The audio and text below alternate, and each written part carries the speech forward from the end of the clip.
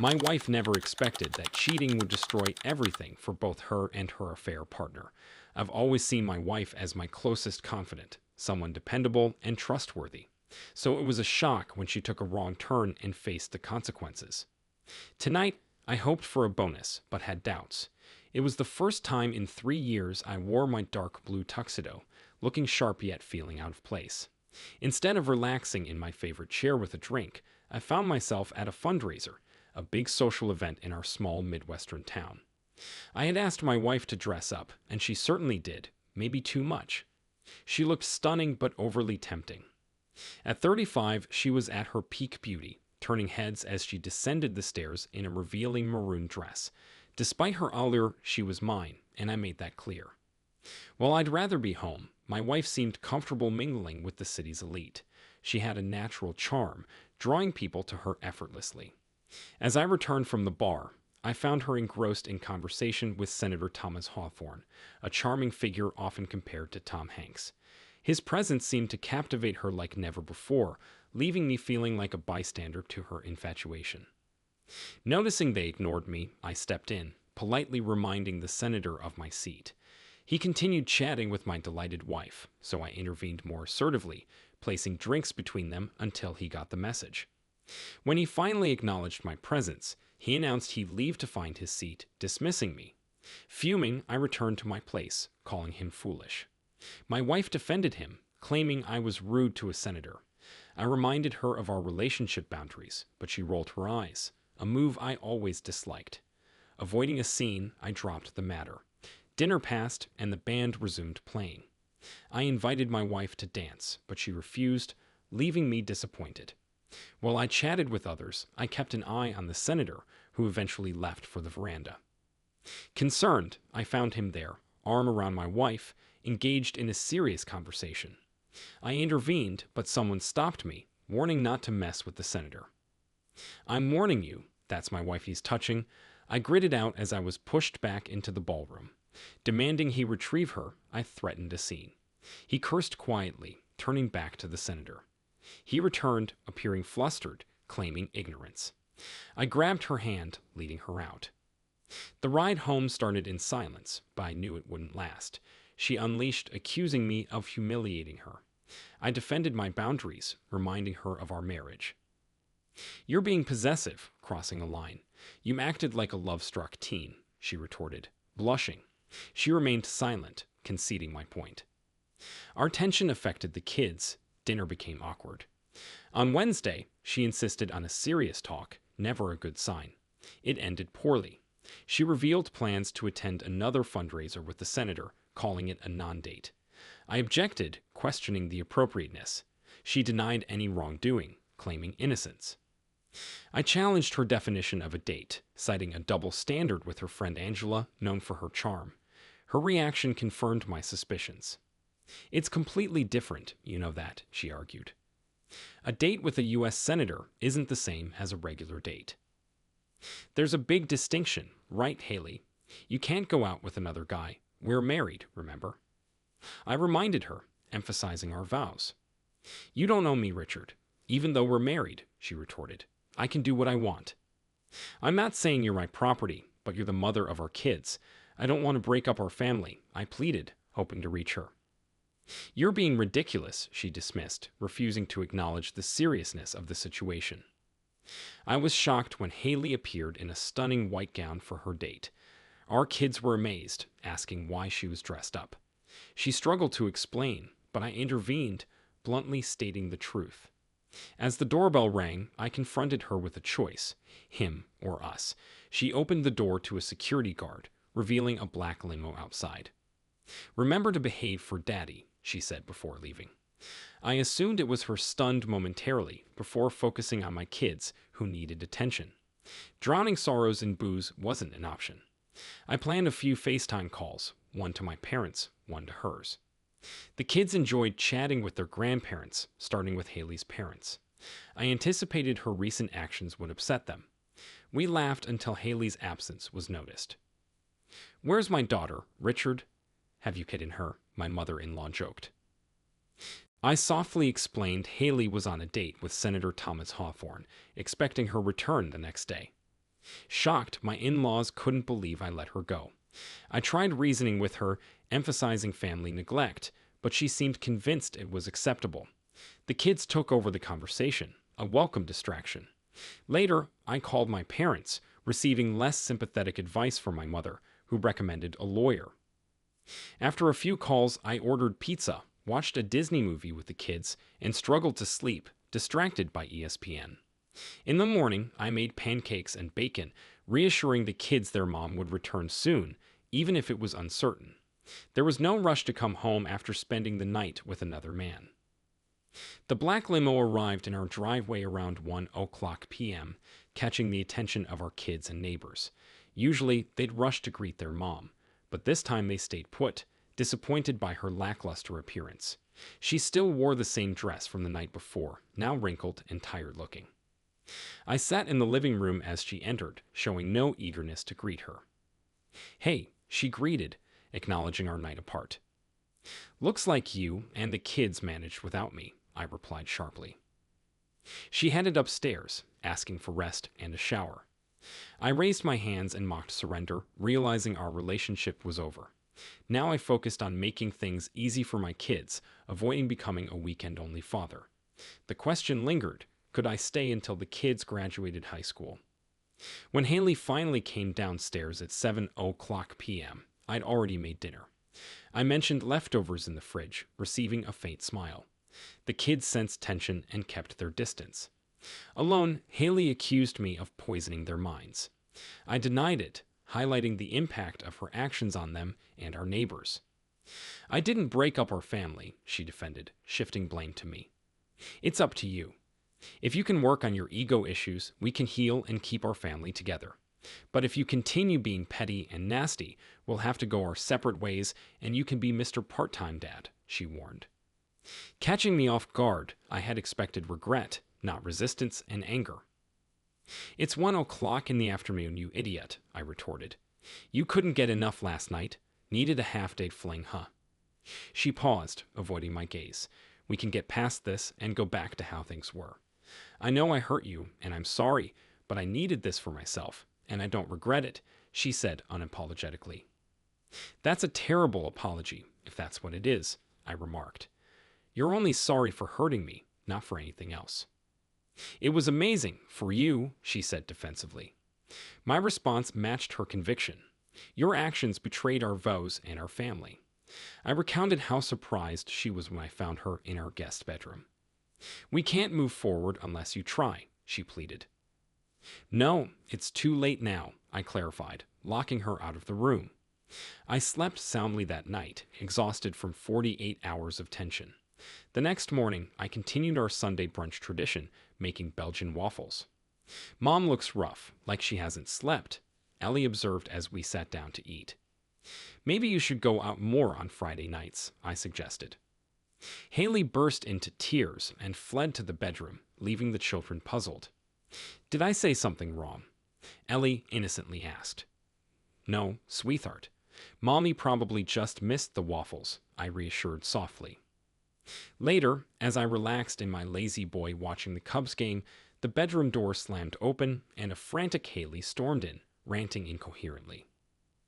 "Calm down, honey. I can't understand you with all the drooling and spitting," I remarked.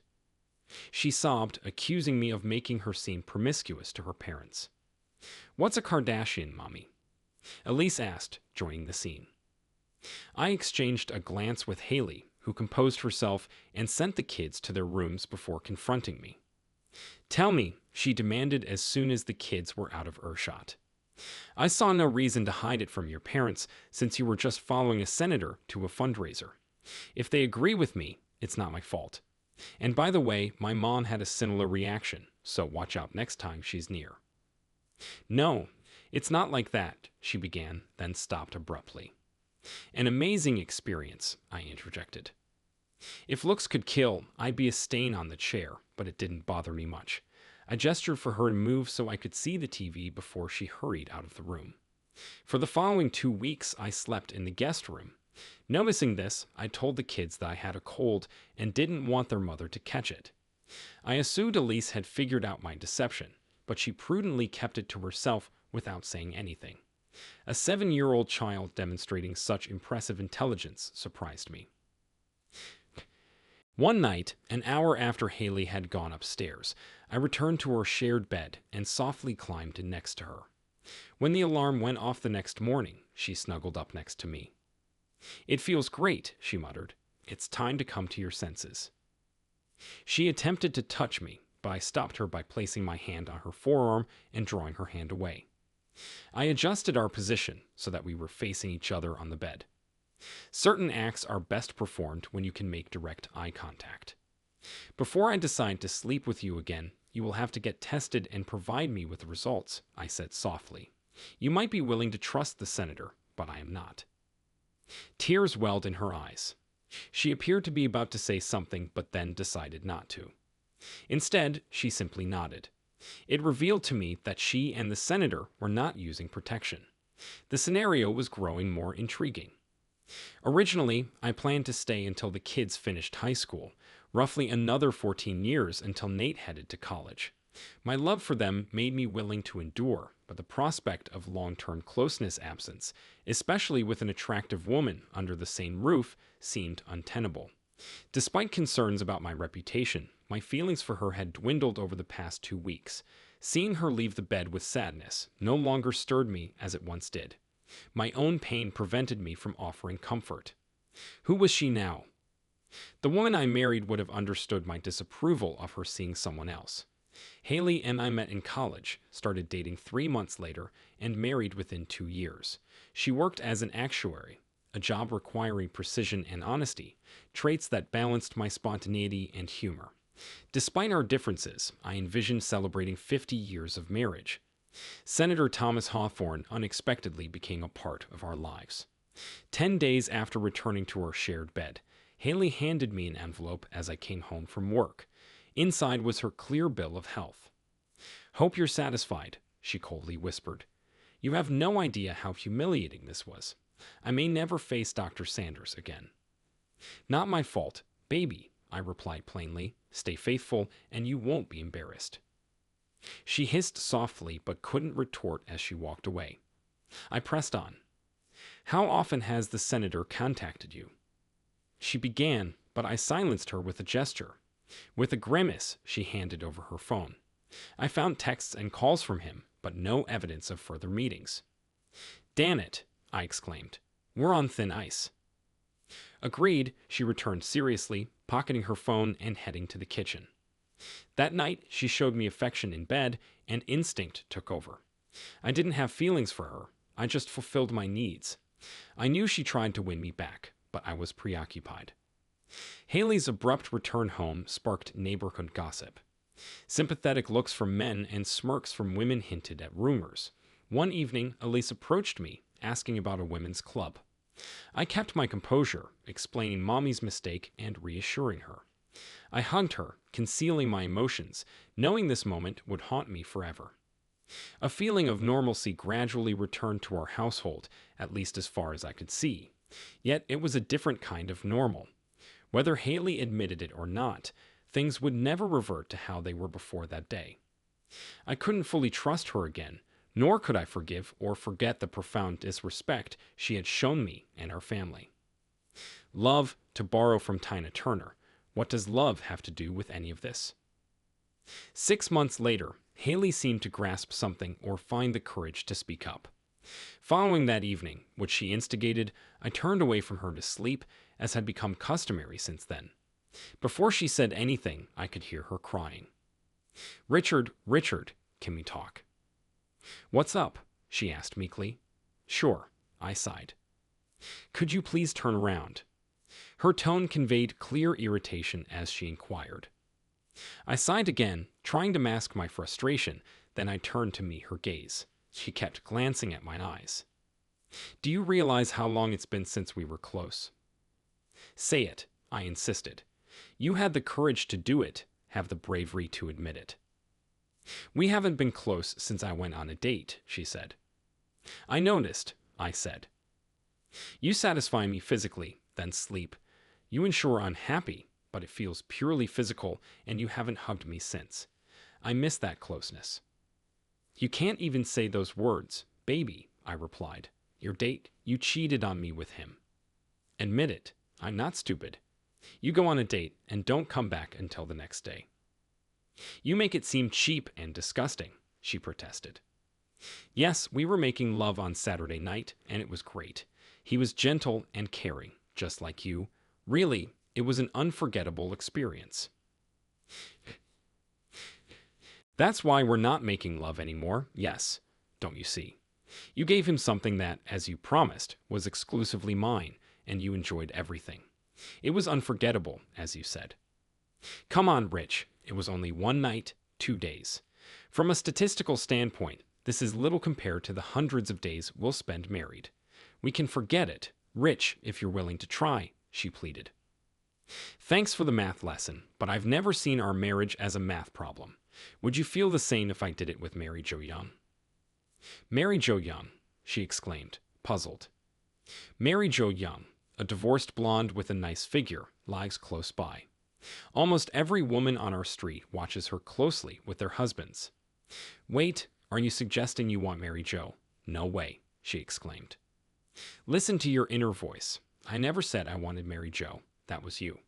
I was just wondering how you'd react if I did, I clarified. She looked puzzled until it clicked, then her expression turned angry. I can read between the lines. No need for words, I replied smugly. She avoided eye contact. Do you realize because of what happened, the other girls in the neighborhood bullied Elise? They overheard their mothers calling you names. It wasn't pleasant, I informed her. Her anger shifted to disbelief at the news. Elise never mentioned it, she said, taking a breath, processing. I'm truly sorry. Sorry isn't enough. You call the night unforgettable. It was unforgettable, but for betrayal, I declared. With that, I turned away and went to bed, unaware of her next move. Credit is due to Haley. Over the next few months, she committed herself to being an exceptional mother. Traditionally, I had been the primary caregiver for our children, but suddenly Haley took on her share of responsibilities, driving the kids to their various activities and offering them warm support. It made me wonder if she had finally realized that prioritizing our family over her own desires was essential to keeping us together. What a revelation! The children seemed to appreciate the extra attention, but once again, my daughter demonstrated her remarkable receptiveness beyond her 8 years. Mom is really trying, Daddy, she said to me one day. I hope she gives a proper apology for whatever she did wrong. I tried to respond with a genuine smile, acknowledging her keen awareness of the world around her. Everything appeared normal in the Wilkinson household. I worked diligently to maintain appearances.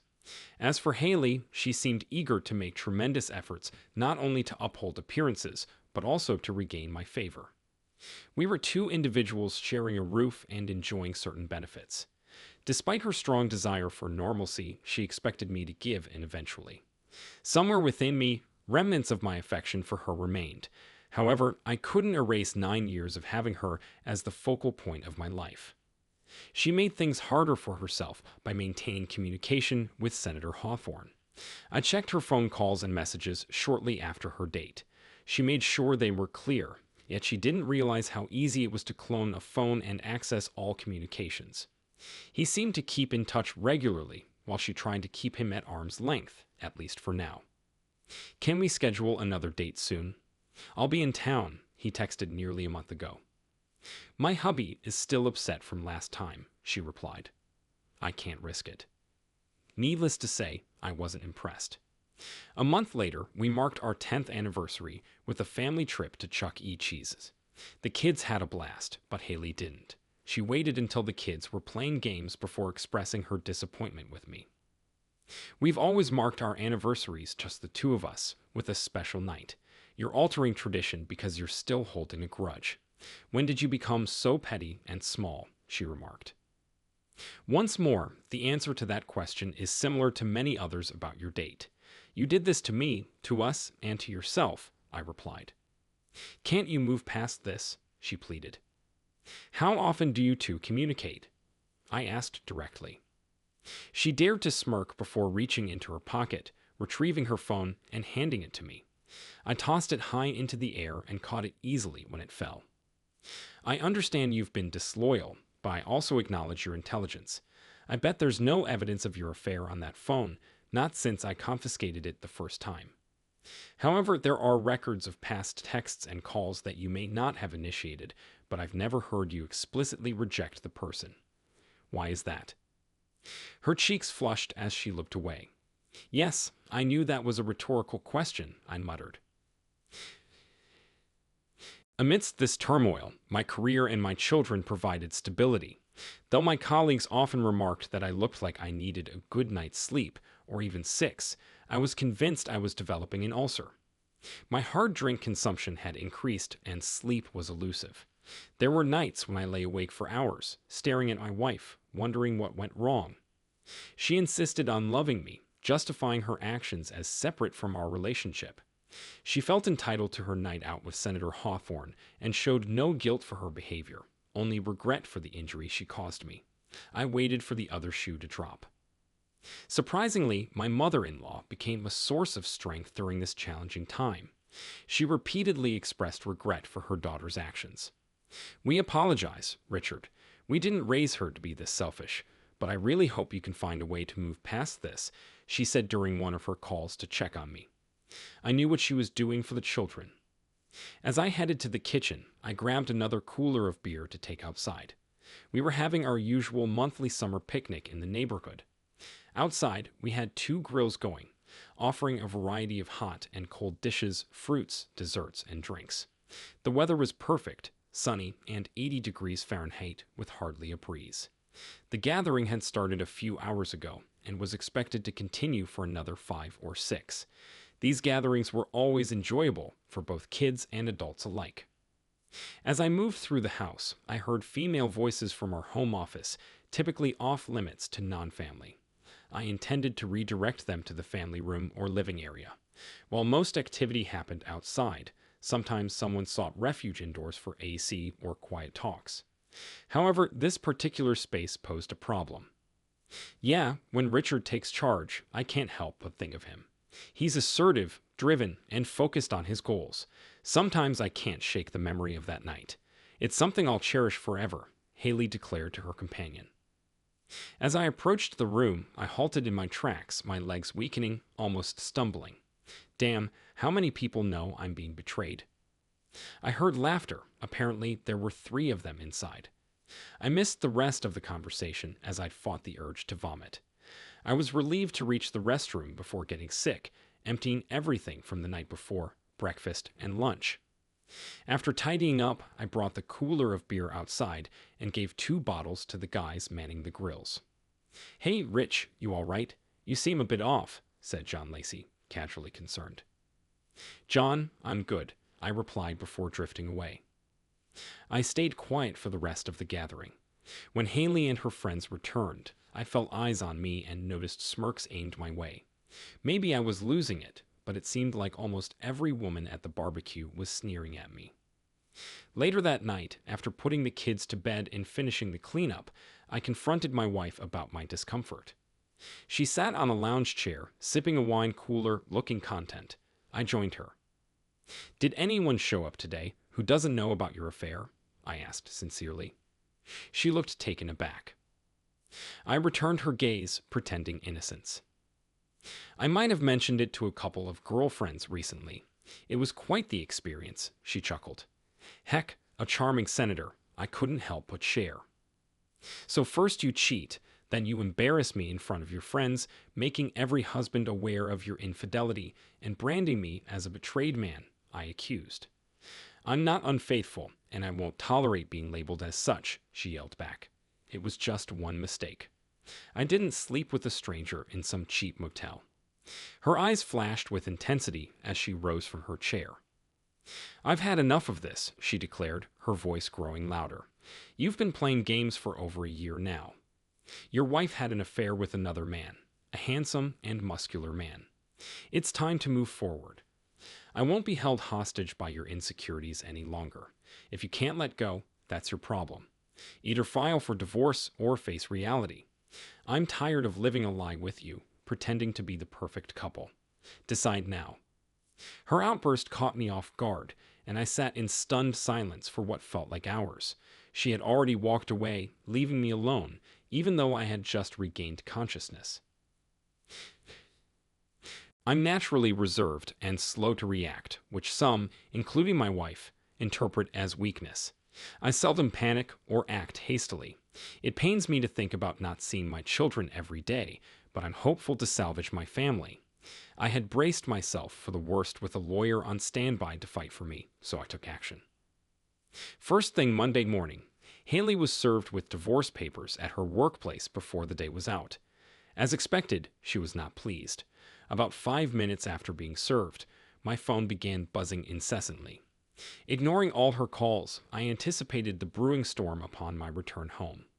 Stepping into the house from the garage, Haley exploded in anger. "You fool, fool," she shouted. "Your fragile male ego is bruised, and you humiliate me in front of my colleagues, just as you embarrassed us in front of our friends and neighbors the other day." I retorted, "You practically begged me to file, so I did." She shot me a scornful look, but remained silent. Putting down my belongings, I approached my children for a brief chat, reassuring them of my unwavering love, despite us no longer sharing a home starting tomorrow. Elise grasped the situation, having friends with divorced parents, but Nate seemed puzzled. I knew he would struggle, but I was confident my daughter would lend support. Living in a no-fault state made the divorce process seem straightforward. She was expected to receive primary custody of the children, the house, child support, and some alimony. But no, she vehemently contested for some inexplicable reason known only to her. Her lawyer employed various tactics to prolong the proceedings, including insisting on meetings and even suggesting marital counseling. What's the deal? Have your actions spoken louder than your words? You say you love me, yet you've caused so much turmoil. And then you have the nerve to tell your friends he's the best you've ever had. Why would I want to remain in this marriage if all I get is aggravation? I love my kids, but if I stay with you, they'll only remember an embittered man, I expressed in one session. But I love you, Richard. Are you fixated on one incident? Yes, he was exceptional, but it was a one-time mistake. Please forgive me, she pleaded. I can't, Haley, I replied. You broke our vows and belittled their importance. I can't overlook that you made promises to me. I hadn't planned to do this. Truly, I hadn't, but everyone has a breaking point. The beauty of a two-party political system lies in its contrast. Regardless of how you spin it, Senator Hawthorne belonged to one side, meaning the opposing party would welcome anything that tarnished his reputation. Over a year ago, after Haley's affair, I devised a backup plan. I sought the help of a well-connected lawyer in our city to approach the chairman of the opposing political party, who was eager for anything that could damage the senator's chances of re-election and White House aspirations. Despite promising a hefty monetary reward, they eagerly awaited the information. He had to agree that the evidence would only be revealed if the possessor requested it. Every month, my lawyer kept me informed about the chairman's persistent requests. This month, we were ready to fulfill the chairman's demands. The meeting, my first involvement, was set in my lawyer's office. After introductions, I took out a sealed plastic bag from my briefcase and placed it on the conference table. The chairman's surprise was evident upon seeing the bag's contents. "Dear God," he muttered, "is that what I think it is?" "If you suspect it's evidence that could end Senator Hawthorne's career," I replied, "then yes." They regarded the bag as if it contained precious gold bars. He refrained from touching it, instead continuing to stare in amazement. "That arrogant woman returned home and went upstairs for a shower," I recounted. "Since she handles the laundry, she probably assumed I wouldn't go through the basket. I waited until I heard the water running before entering the bathroom and finding the underwear at the bottom of the hamper. Everyone these days is familiar with DNA from television. I'm confident that when you test these, you'll find two distinct sets. Also, here's her toothbrush for DNA comparison. I assume you'll obtain the senator's sample for matching, unless you already have it," I said, giving the chairman a stern look. He reddened and glanced away, just as I anticipated. I knew he grasped all the complexities of the case, so there was no need to reiterate them. However, I sensed his unspoken question in his expression. Why? Because she lacks the intelligence to realize she shouldn't cross me. She betrayed me, yet she arrogantly assumes I'll eventually forgive her. Now she's flaunting it in front of me. To hell with her and the senators she associates with, I declared. Your career is finished, Thomas. Damn you, Hawthorne, you foolish woman. How on earth could your weak husband obtain evidence of our weekend together? Hawthorne raged at Haley on the phone a week after my meeting with the chairman. I do not know. I have no clue what you're talking about, she faltered. The phone call caught me off guard. I used to clone hers. I essentially admitted to her that I had tapped her phone some months ago and that they hadn't been communicating through that means, if at all. What did you do wrong? She asked when I returned her call 90 minutes later. I understood what she meant, but I was feeling vengeful, or so I thought. I just ordered a pepperoni pizza with garlic bread. Why do you care what I eat? Wait, how do you know what I eat? She snapped at me. From past encounters, I could tell she despised my foolish actions. While she may have seemed to view me as feeble, she knew better. Well, I guess being right about one thing out of two wasn't too bad. I'm not sure how you managed it, but it seems you got back at Senator Hawthorne in some way. He threatened to rough me up for something you did, though he wouldn't say what. Thanks, by the way. My parents are livid. Yours are too. Elise has been avoiding me, and you can't seem to grasp that what Thomas and I did was unrelated to our relationship. Yes, about that, I started. Senator Hawthorne, who was seemingly assured of retaining his seat, suddenly dropped out of the Senate race 8 months before the election, citing significant mental fatigue. With everything else going on in my life, seeking female companionship was the least of my concerns. I hadn't looked at a woman in an appealing way for months, until my daughter brought it up. Daddy, when do you plan to start seeing other women? Elise asked casually. My children joined me for the second weekend. Linda's mom really wants to go out with you, she continued. I was stunned. My jaw must have dropped. Lost in the chaos of divorce, I hadn't thought much about my future beyond taking care of my kids every other weekend and a few weeks during the summer. Linda's mom brought it up, and you're okay with that? I asked, surprised. Well, she didn't directly tell me, Dad, Elise revealed. She overheard her talking with Annie's mom. But yeah, I'd be fine with it, Dad. I don't want you to be alone, but please, not Marcy's mom. Not us kids like her. Kids pick up on things. Linda's mom, Julia, had been divorced from her terrible husband for about 5 years. She was a charming, lively blonde with curves who still carried the spirited vibe of her old cheerleading days. I had never considered she might be interested in me. When you're married, you don't think about other women's possibilities. At least I didn't. Was I naive? Elise was quietly keeping an eye on me. It's okay, Dad. I'm almost 9. I understand about divorce and all. Nate and I will be fine. Just take care of yourself. It seemed like I was back in the dating scene. Linda's mom, Julia, became my first date after re-entering the dating pool, and it felt nice, though somewhat obligatory. I explained to her that emotionally, I wasn't ready for anything serious yet, considering my recent return to dating. She responded with a comforting smile, telling me I didn't owe an explanation to every person I dated. Julia offered valuable advice, almost like a crash course on navigating life with divorced parents. She also mentioned that I would catch the eye of other divorced moms among my children's friends, given my reputation as a good father with a successful career and, well, not unattractive. She blushed a bit when she mentioned the last part. I went on to date Julia and a few other divorced mothers. Sometimes I hardly thought about my ex-wife Haley or our past marriage. While I admitted to feeling lonely at times, it wasn't enough to consider reconciling with her. I refused to entertain the idea of her betraying me again.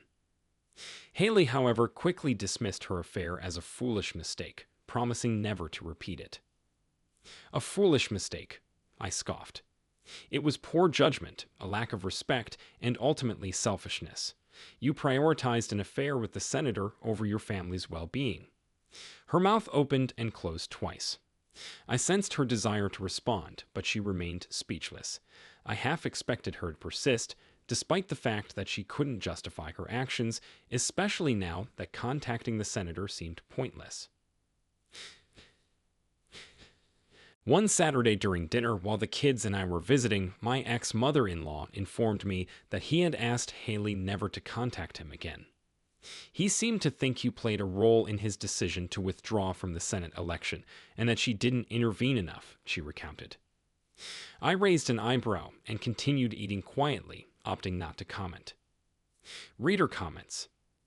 Janido23.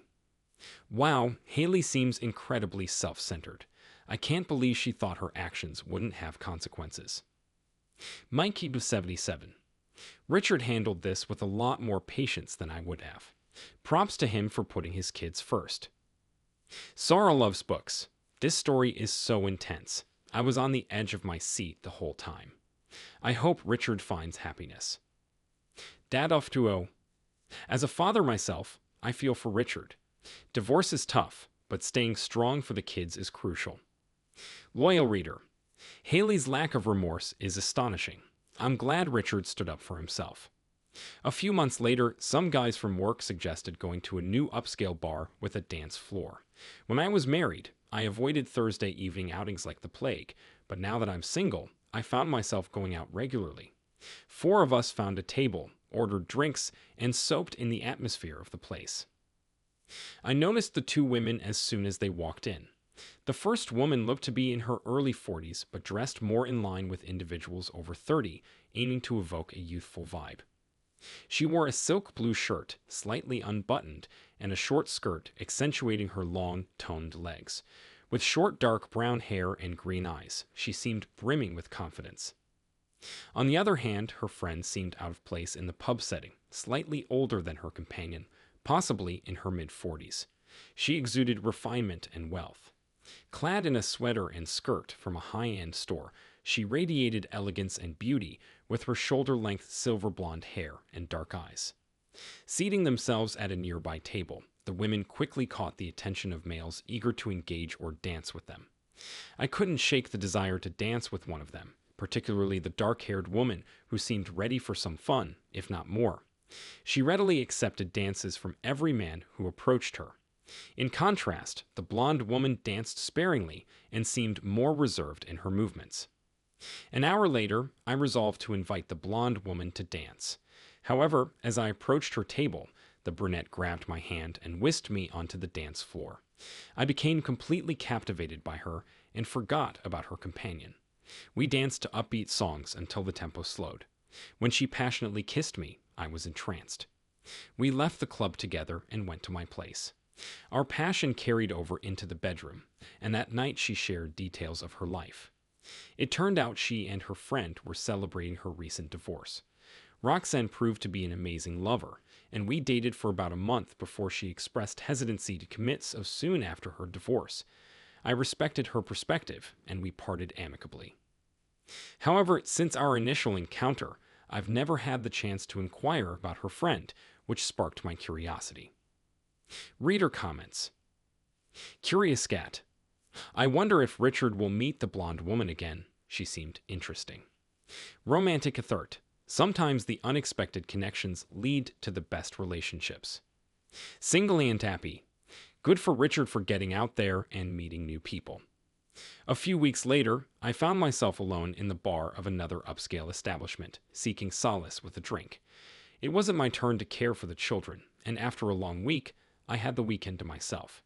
She entered the room solo, capturing everyone's attention. Her figure resembled Megan Thee Stallion's, with a cascade of rich brown locks framing her face and draping over her shoulders. Striding over in 4-inch stilettos, she settled next to me. Instantly, I felt like I'd stepped into heaven. I scrambled for a clever opening line, but before I could speak, she gazed into my eyes and asked for my drink order. I replied with a slight grin, feeling a twinge of envy at her poise and my thoughts scattered. Excellent choice, she purred. A man with impeccable taste, ordering the same undiluted drink as mine. She spent the evening sharing about the boutique marketing company she had founded years ago. Remarkable, Not only was she captivating and intelligent, but she also ran a thriving business. Later, we departed for her charming apartment. She mentioned her preference for lovemaking in her own bed, a common sentiment among women, and delved into the psychology behind it. With her impeccably toned physique, I couldn't believe she was 45. Our first encounter was unforgettable. She was an exceptional kisser, and I felt a connection with her unlike any since my date with Haley. In just one night, Maria Thompson opened up to me more honestly than Haley ever had during our 9-year marriage. Maria confessed her dedication to her career and lack of desire for children, preferring casual relationships with various men despite developing genuine feelings for her. Knowing a traditional relationship wasn't an option, I agreed to be friends with benefits. For the next year, we met monthly until Maria unexpectedly fell in love with a much younger man. "You're one lucky guy," my ex-mother-in-law would occasionally call me. Despite the divorce, we remained close, bound by mutual understanding and our grandchildren. I still refer to them as Mom and Dad. "Could I ask you a favor, Richard?" she inquired cautiously. "Of course, as long as it doesn't involve your daughter," I replied. It was a matter of courtesy to take my mother-in-law's request to bring her personal assistant to their upcoming company Christmas party seriously. "She's a good-hearted person, Richard. She went through a divorce a few years ago from an abusive cheater, and I don't think she's dated anyone since. She was hurt, Richard, and she needs a decent guy to show her that not all men are scoundrels. And I think you're a decent guy," my ex-mother-in-law explained. "Isn't it odd when your former mother-in-law tries to set you up on a date?" "Just one thing, Mom," I interjected. "Please tell me she's not boring." Mom caught onto the humor and chuckled. "I think you'll be pleasantly surprised, Richard. You might even let us keep the kids for a night or two," she teased. Mom was spot on. Cheryl, or Cherise, as she preferred, was a delightful bundle of charm with a well-proportioned figure. She was warm without being overly effusive, and she had a delightful habit of wrinkling her nose and squinting her green eyes when she was amused. Equally important, she had a genuinely great personality. I made a point of sticking close to Cherise throughout the evening, giving her my full attention, much like I would have with my ex-wife. Cherise seemed appreciative of the gesture. While she engaged in conversation, she tended to defer to others, which I suppose was understandable given her upbringing. We sat with my in-laws at a table. Mom was as graceful as ever, while Dad was more reserved at first. I understood his demeanor, but he grew more open as the evening progressed. I surprised Cheryl with my dancing skills, which I had honed to please my ex-wife, who loved to dance. Cherise also demonstrated proficiency, especially in faster dances, and she complimented me perfectly in slow dances, as if we had been dancing together for years. I savored the feeling of her body against mine. As I escorted Cherise to the door, she gave me a gentle kiss on the lips and handed me her phone number. I realized I owed my in-laws more time with their grandchildren. After 3 days, I called Cherise to ask her out. She agreed to a date the following Friday at one of the city's finest Italian restaurants, followed by an art exhibit at a nearby gallery. Cherise dressed more provocatively for our date than she did at the Christmas party, which impressed me even more. We had a wonderful time, and we went out 3 more times before I felt it was time for her to meet my 8-year-old daughter and for me to meet hers.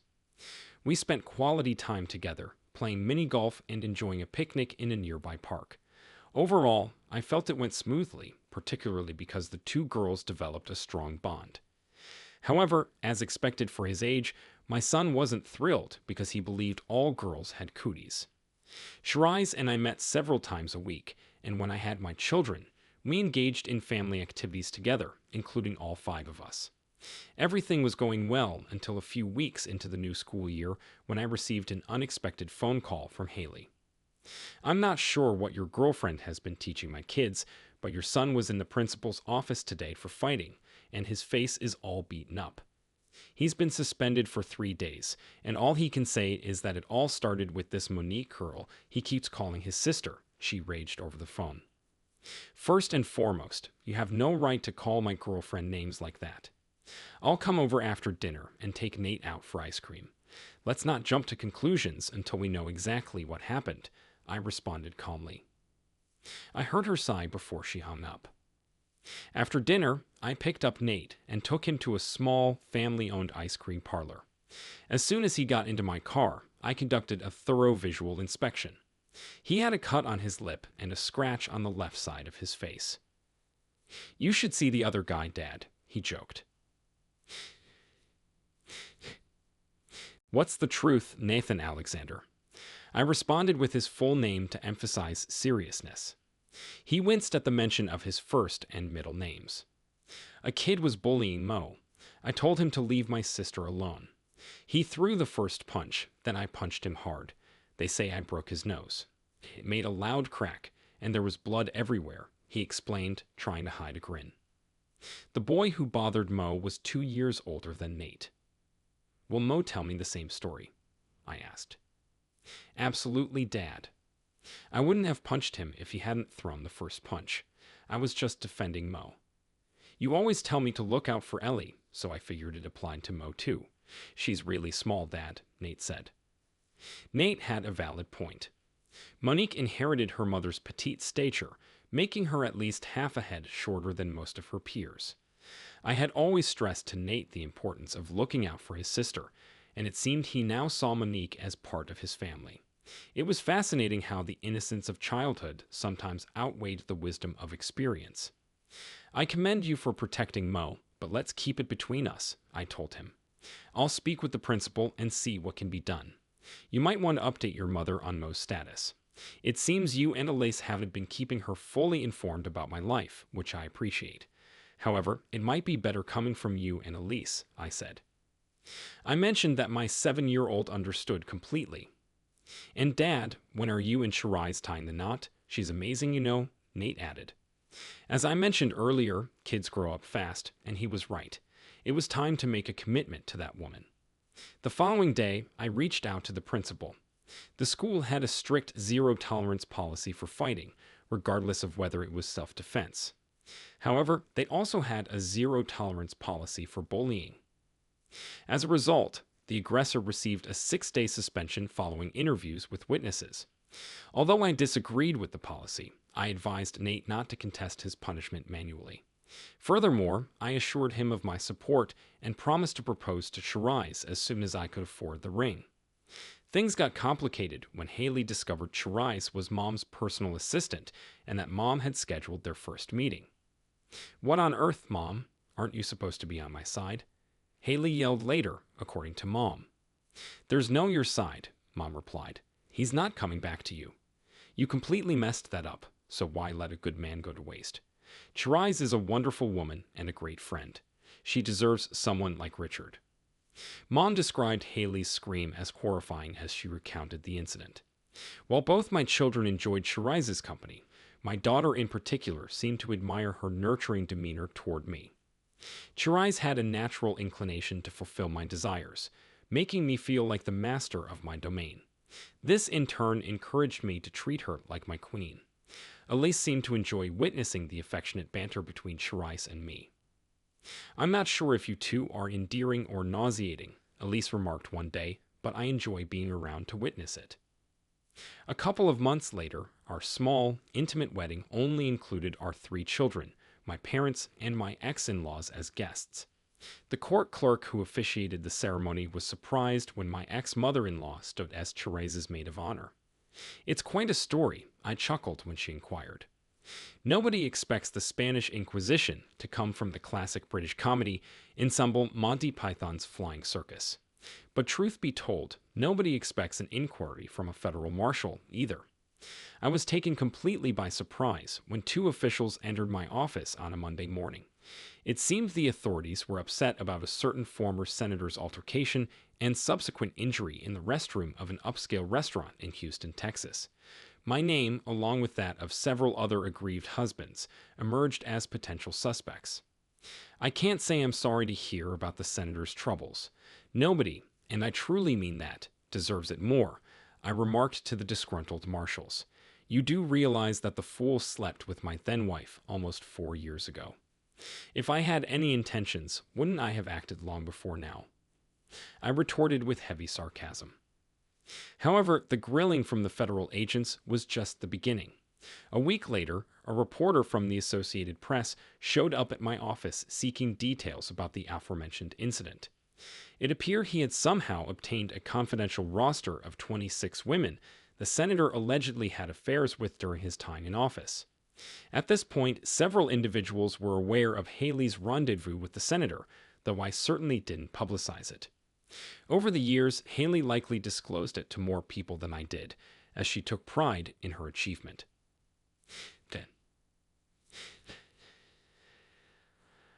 However, I couldn't help but wonder about her level of pride when news of the senator's misconduct emerged, implicating her as one of his lovers. "Why did you disclose that to him?" She practically yelled at me over the phone. "I didn't," I said. "He informed me that your name was on the senator's roster. All I did was confirm the accuracy of your inclusion on the list. I wasn't going to fabricate to spare you from embarrassment." "Promiscuous? I am not promiscuous," she screamed at me before I ended the call. I must confess, I chuckled. I also entertained the thought of taking an extended vacation out of town when the news article broke. She messed up, literally, and yet I was going to suffer an embarrassing fallout as well. Therese talked me out of that notion. "Don't engage in any confrontation. Stick to the truth. She cheated on you. You divorced her. Move on," Therese advised. Unfortunately, my children were going to endure verbal bullying for the remainder of their school years.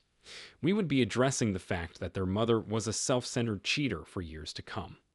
I also sympathized greatly with my ex-in-laws, who had become close friends of ours. After the article came out, we invited them to stay with us in the house we had purchased for a couple of weeks. During that time, they mostly stayed indoors and avoided answering their phones. "I adore my daughter. You grasped the parental emotions, but I'm deeply ashamed that she thought it acceptable to engage in promiscuous behavior," Dav confessed. "No father wants his daughter to be perceived in that manner." As time elapsed, the scandal dissipated and life resumed its usual course. Gradually, my children began spending more time with Therese, Monique, and me at our house. It wasn't formal, but our home naturally evolved into the neighborhood kids gathering spot. Initially, Haley objected, but I believe things smoothed over. Furthermore, I ensured that Elise and Nate maintained open communication with Haley to prevent her from accusing me of alienating her children again. Mom and Dad's frequent visits helped alleviate tensions. When the kids were with me, we seldom discussed Haley. Although she remained their mother, she became an ex in my life. They also refrained from mentioning her out of respect for Therese, whom they now refer to as Mom.